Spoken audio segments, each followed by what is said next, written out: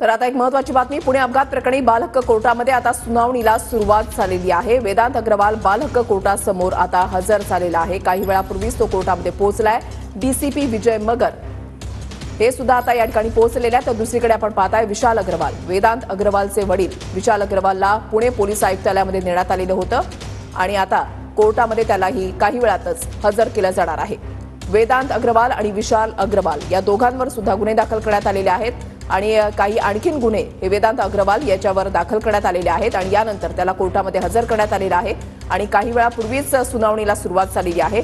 नेमका निर्णय काय येतो हे पाहणं महत्त्वाचं असेल। या प्रकरणावरून आता वातावरण तापलेलं आहे, राजकीय वातावरण तापलेलं आहे। आरोप प्रत्यारोप सुद्धा आता केले जात आहेत। मात्र या प्रकरणी आता न्यायालय बाल हक्क कोर्ट काय नेमका निर्णय देत आहे हे पाहणं महत्त्वाचं असेल आणि सोबतच विशाल अग्रवालला पुणे पोलीस आयुक्तालयात नेण्यात आल्यानंतर आता कोर्टामध्ये हजर केलं जाणार आहे। कोर्ट विशाल अग्रवाल याच्या बाबतीत काय निर्णय देतं हेही पाहणं तितकंच महत्त्वाचं असेल। 3 दिवसांपूर्वी पुण्यामध्ये जी हिट अँड रनचं प्रकरण घडलेलं होतं आणि त्याच्यानंतर हा मुद्दा हे प्रकरण जे आहे ते तापलेलं आहे। अल्पवयीन असलेला वेदांत अग्रवाल याच्यावर गुन्हे दाखल करण्यात आले।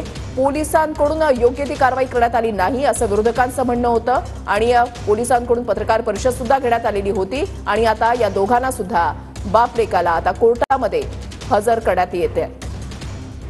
पुणे अपघात प्रकरणी बालहक्क कोर्टामध्ये आता सुनावणीला सुरुवात झालेली आहे। महत्त्वाची बातमी, बालहक्क कोर्टामध्ये आता सुनावणीला सुरुवात झालेली आहे। नेमका निर्णय काय येतो हे काही वेळातच चित्र जे आहे ते स्पष्ट होईल।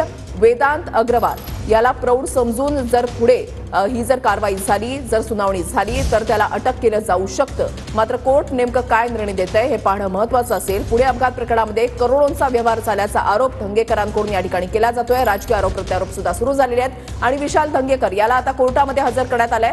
ही थेट दृश्य जी आहे ते आपण या ठिकाणी पाहताय। पुणे आयुक्तालयामध्ये काही वेळापूर्वी त्याला नेण्यात आलेलं होतं आणि आता विशाल अग्रवालला कोर्टामध्ये हजर केलं जातंय। महत्त्वाची बातमी आपण आताच्या घडीची पाहताय। या संदर्भातले प्रत्येक अपडेट्स आपण TV9 मराठीवर पाहताय। बाल हक्क कोर्टामध्ये एकीकडे सुनावणीला सुरुवात झालेली आहे तर दुसरीकडे विशाल अग्रवाल याला सुद्धा आता कोर्टामध्ये हजर केलं जात आहे। आरोपीकडून वकील प्रशांत पाटील हे बाजू मांडणार आहेत। महत्त्वाची बातमी, पुणे अपघात प्रकरणी बाल हक्क कोर्टामध्ये सुनावणीला सुरुवात झालेली आहे आणि आरोपीच्या वकिलांकडून आता वकील प्रशांत पाटील हे आता वेदांत अग्रवाल याची बाजू मांडणार आहेत।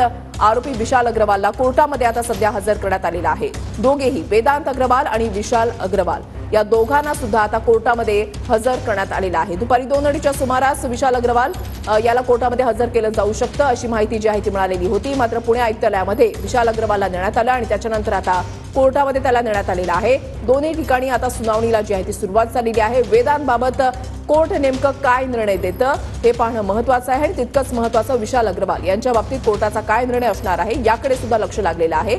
आरोपीकडून वकील प्रशांत पाटील हे बाजू मांडणार आहेत आणि या मुद्द्यावरून अनेक राजकारण जे आहे ते तापल्याचं पाहायला मिळतंय। आरोप प्रत्यारोप जे आहे ते सुरू झालेले आहेत। बालहक्क कोर्टामध्ये सुनावणीला सुरुवात झालेली आहे। 2 दृश्य आपण पाहताय। एकीकडे वेदांत अग्रवाल ज्याला काही वेळापूर्वी कोर्टामध्ये हजर करण्यात आलेलं होतं त्यावेळची दृश्य आणि दुसरीकडे विशाल अग्रवालला पुणे पोलीस आयुक्तालयामध्ये दाखल करण्यात आलेलं होतं त्यावेळची दृश्य आपण पाहताय। विशाल अग्रवालला आता कोर्टामध्ये हजर करण्यात आलेलं आहे। वेदांत अग्रवाल याच्यासोबत पालक सुद्धा आहेत कारण की कोर्टाकडूनच तसे आदेश जे आहेत ते देण्यात आलेले होते। प्रदीप कापसे आमचे प्रतिनिधी आपल्या सोबत आहेत, अधिक माहिती जाणून घेणार आहोत। प्रदीप, काय घडामोडी घडतायत, काय अपडेट्स आहेत? वृषाली, एकीकडे वेदांत अग्रवालला सध्या जुवेनाईल म्हणजे बालहक्क कोर्टामध्ये हजर करण्यात आलेला आहे। सध्या सुनावणीला सुरुवात होती तर दुसऱ्या बाजूला त्याचे वडील विशाल अग्रवाल यांना सध्या फरासखाना पोलीस स्टेशनमध्ये रात्रभर ठेवण्यात आलेलं होतं। त्यांना घेऊन पुणे पोलीस सध्या पोलीस आयुक्तालयामध्ये पोहोचतोय। तिथे कागदपत्रांची पडताळणी केली जाईल आणि त्यानंतर विशाल अग्रवालला जवळपास 1:30 ते 2च्या दरम्यान पुणे जिल्हा सत्र न्यायालयामध्ये हजर केलं जाईल। तर दुसऱ्या बाजूला वेदांत अग्रवाल याची सध्या बालहक्क कोर्टामध्ये महत्वपूर्ण सुनावणी होती। खरं तर या केसमधला बालहक्क कोर्टाचा निर्णय जो आहे तो अतिशय महत्त्वाचा ठरणार आहे कारण पहिल्या दिवशी कोर्टाकडून जो जामीन मिळालेला होता ज्यामध्ये वेदांत अग्रवाल हा अल्पवयीन असल्याचं कोर्टानं म्हटलेलं होतं, मात्र परत पुणे पोलिसांकडून विनंती जी आहे ती कोर्टाला करण्यात आली आणि त्यानुसार आजची जी सुनावणी आहे ती सुरू होते।